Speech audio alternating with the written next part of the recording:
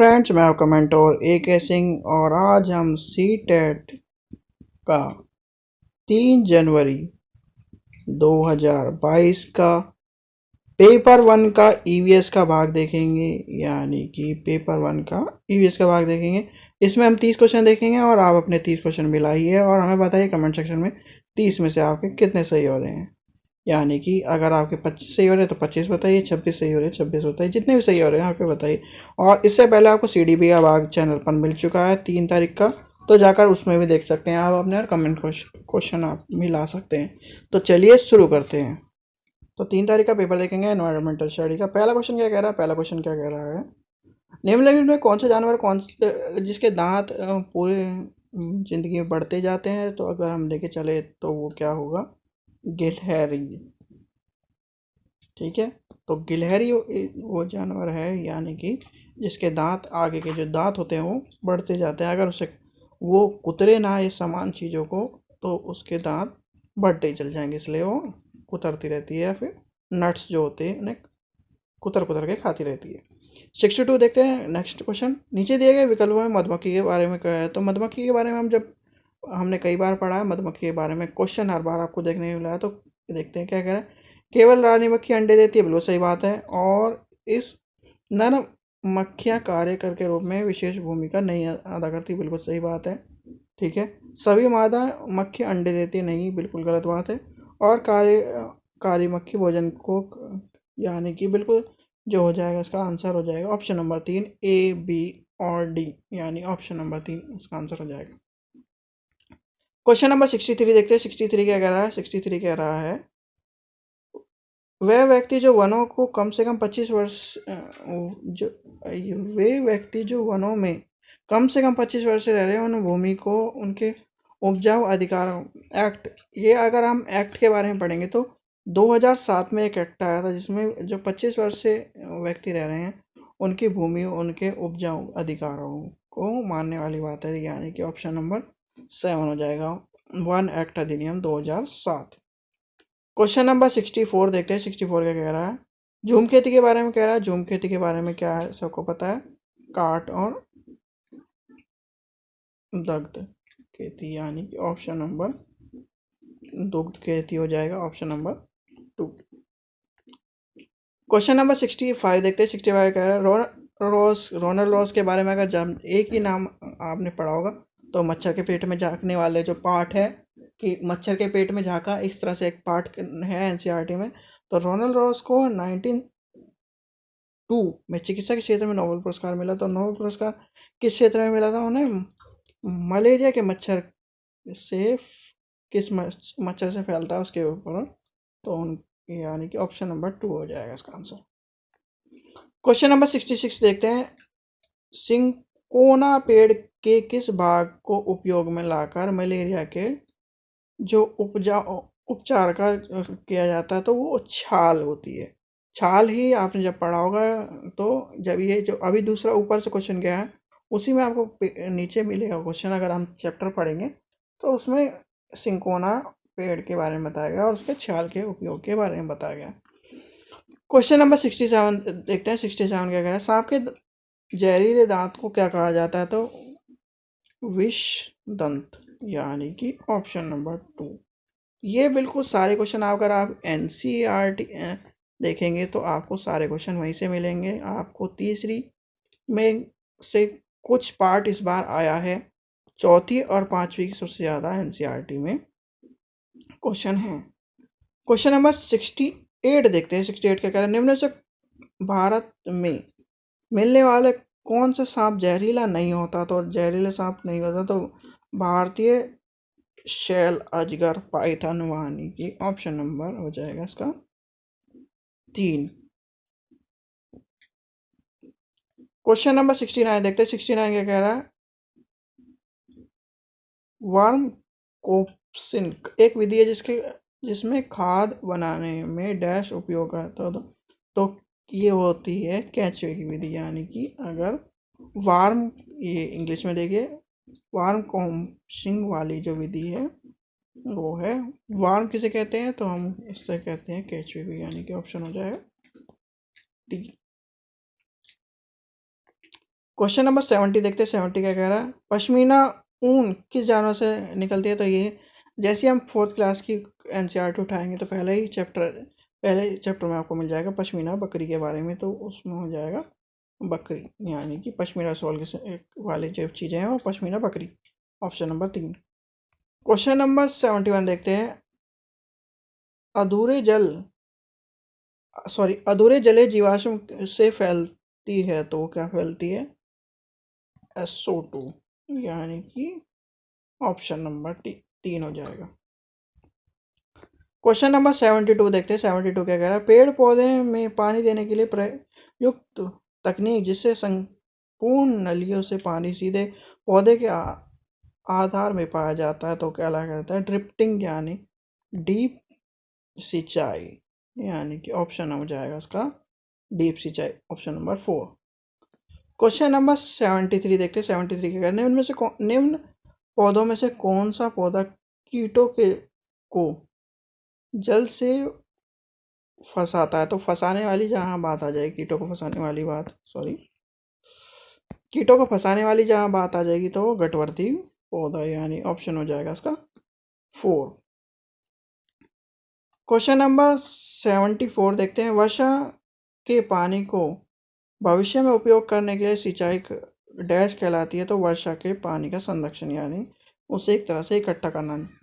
आपने ये चैप्टरों में देखा भी होगा कि जो मकान के ऊपर का जो पानी इकट्ठा होता है छत पे से, वो नालियों के सहारे वाटर प्लांट हार्वेस्ट जो इसमें इकट्ठा होता है और उसका जो पुनः वो धरती में जाकर मिल जाता है। तो एक तरह से पुनः उपयोग या उसका अलग अलग तरीके से उपयोग करने की बात ही जब बात आती है तो ये बात होती है।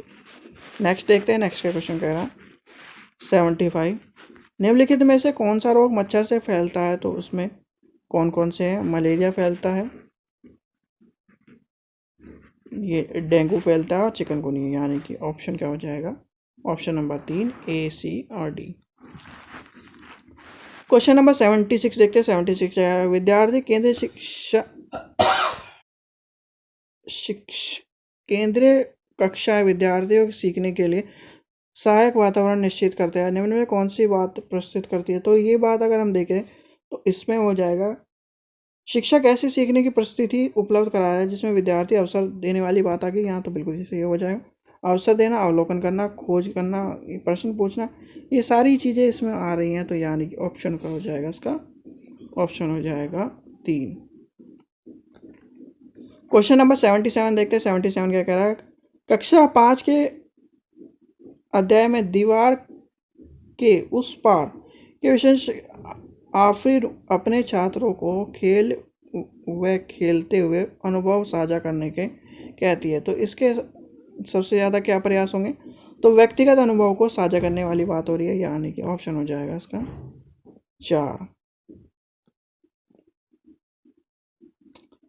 क्वेश्चन नंबर 78 देखते हैं। 78 क्या कह रहा है, निम्नलिखित में कौन सी विधि प्राथमिक कक्षाओं के EVS के साझा के लिए या समझ के लिए होती है। तो वो होती है चौक और टॉक विधि, यानी ऑप्शन हो जाएगा इसका दूसरा।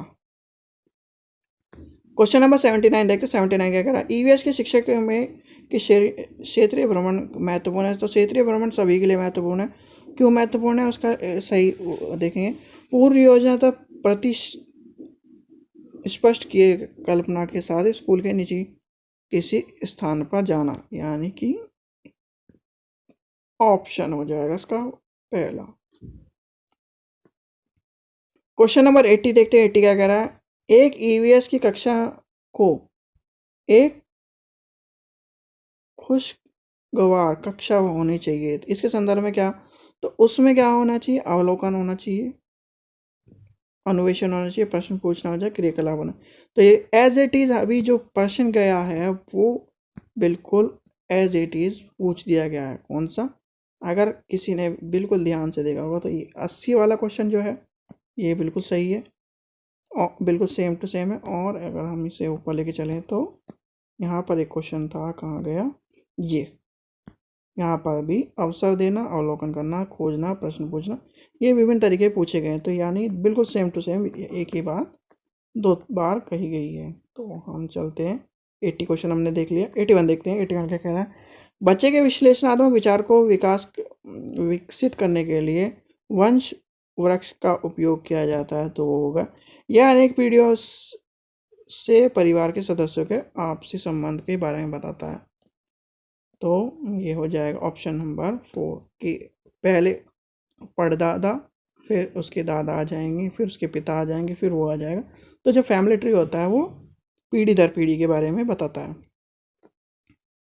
क्वेश्चन नंबर 82 देखते हैं। 82 क्या कह रहा है? ईवीएस में आकलन का संकेतक है। तो है चर्चा करना। जितना चर्चा करेगा बच्चा उतने ही, या बच्चे से टीचर उतना ही आकलन अच्छा माना जाएगा, यानी ऑप्शन नंबर हो जाएगा 1। 83 देखते हैं। 83 क्या कह रहा है? कक्षा 3 के विषय मानचित्र के अंतर्गत कौन सी क्रियाकलाप छात्रों के सबसे उपयोगी मानी जाएगी? अगर हम कक्षा 3 की बात करें तो कक्षा 3 में क्या होगा? घर से स्कूल जाने का रास्ता, अगर क्योंकि बच्चे को घर का पता है जहाँ वो रहता है, और स्कूल का पता है जहाँ पर वो पढ़ता है। उसका मैप उसे पता होगा कि यहाँ से मैं पहले बस में बैठूंगा, या फिर यहाँ से पैदल जाऊंगा, फिर बस में बैठूंगा, फिर बस से इतने दूर पैदल चलूंगा। तो ये सब चीज़ें आ जाएंगी, यानी ऑप्शन हो जाएगा इसका दूसरा।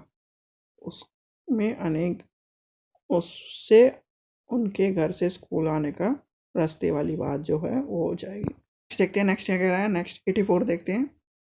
एक शिक्षक को कक्षा 1 के विद्यार्थियों को पशु व उप थीम पढ़ानी है। निम्नलिखित में से कौन सी युक्ति संपादित करने वाले? तो उप थीम 6 हमारी मुख्य थीम है और 4 उप थीम है, ये सबको पता है। अब हम क्वेश्चन की तरह विद्यार्थियों को चिड़ियाघर के भ्रमण पर ले जाएं और परीक्षण के अनुभव कराएं, क्योंकि अनुभव वाली बात आ रही है। तो इसका हो जाएगा ऑप्शन नंबर 3, क्योंकि पक्षियों की बात कर रहा है, पक्षी और पशुओं की बात कर रहा है। तो यहाँ पे जब पक्षी और पशुओं की बात हो जाएगी तो उसे चिड़ियाघर ले जाएगा, और पक्षी और पशु सारी चीज़ें उसे, एक तरह से एनिमल्स आ रहे हैं, उसे चिड़ियाघर में मिल जाएंगी। नेक्स्ट देखते हैं। नेक्स्ट कह रहा है 85।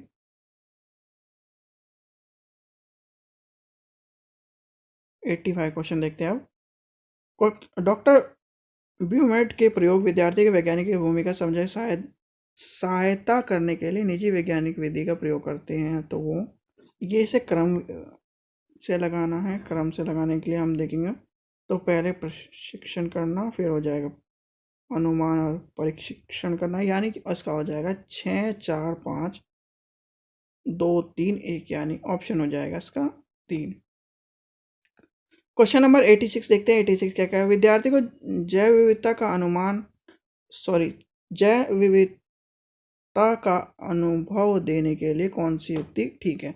तो उसे पक्षी अभयारण्य का अवलोकन कराना। बिल्कुल, इस पेपर में आपने 2 क्वेश्चन तो एज इट इज देख लिया कि ऑप्शन भी सेम है, और उसे एक तरह से सेम लेके चलना है। अभी हमने ऊपर देखा, उसे कहाँ लेके जाएगा? जू में लेके जाएगा, और फिर पक्षी अभयारण्य में लेके जाना है, यानी कि बिल्कुल सेम टू सेम बात कर रहा है। क्वेश्चन नंबर 87 देखते हैं। 87 क्या कह रहा है? आदित्य एक होनहार विद्यार्थी है। उसे लगता है कि उसकी कक्षा में शिक्षक उसके जिज्ञासा को पूर्ण करने के लिए कार्य करे, और शिक्षक उसके हितोषित कर आवश्यक होता है। तो उससे क्या करना चाहिए? उसके लिए कुछ विशेष सामग्री का प्रयोग करना चाहिए, यानी हो जाएगा ऑप्शन नंबर 4। क्वेश्चन नंबर 88 देखते हैं। 88 क्या कह रहा है? इसमें से क्या पर्यावरण अध्ययन का भाग है? तो आप सबको पता है पर्यावरण अध्ययन का क्या भाग है? SST, साइंस और एनवायरनमेंट, यानी कि हमें 3 तो चीज़ कहाँ मिल जाएंगी? ऑप्शन नंबर पहले में विज्ञान, सामाजिक विज्ञान, पर्यावरण शिक्षण का जो मुद्दे हैं वो तीनों इसमें आते हैं पर्यावरण अध्ययन में। क्वेश्चन नंबर नेक्स्ट देखते हैं। नेक्स्ट क्या कह रहा है? 89 देखते हैं। 89 क्या कह रहा है? धीमी गति से सीखने वाले विद्यार्थी पर्यावरण अध्ययन के सीखने सिखाने के नाटक और उत्तम विधि मानी जाती है। तो क्या सही है? परंपरागत नाटक विधि बालक के विषय वस्तु को नाटक वाली अगर बात है तो बिल्कुल सही है। नाटक चाहे बड़ा हो चाहे बच्चा, अगर नाटक या किसी भी चलचित्र के द्वारा उसे दिखाया जाएगा और सिखाया जाएगा तो ज़्यादा सीखेगा और ज़्यादा देर तक हम याद रख सकें। क्योंकि देखा होगा आपने, मूवी को अगर हम ज़्यादा देखें, मत सॉरी, अगर मूवी को हम देख के रखें तो याद रहती है ज़्यादा टाइम। अगर उसी मूवी की अगर हम स्टोरी पढ़ें तो वो हमें ज़्यादा टाइम याद नहीं रहेगी। नेक्स्ट देखते हैं इसका आंसर हो जाएगा ए और बी, यानी ऑप्शन नंबर पहला। लास्ट क्वेश्चन देखते हैं। लास्ट क्वेश्चन क्या कह रहा है, 90 क्वेश्चन। पर्यावरण अध्ययन के पाठ्य पुस्तक में विद्यार्थियों की सहायता करती है, तो वो कहते हैं सभी संसाधनों के द्वारा ज्ञान को रचित करने के लिए, यानी रचना वाली जो बात हो रही है उसके ओवरऑल डेवलपमेंट, यानी उसके पूरे ज्ञान को बढ़ाने की बात हो रही है, तो यानी ऑप्शन नंबर हो जाएगा 3। तो जो आपने 30 क्वेश्चन देखे उसमें से आपको बताइए आप कितने सही बैठ रहे हैं, और कमेंट सेक्शन में बताइए कि आपके कितने सही बैठ रहे हैं। आशा करता हूँ आपको वीडियो पसंद आएगी। वीडियो पसंद आए तो लाइक करें, शेयर करें और चैनल को सब्सक्राइब करें। Thank you.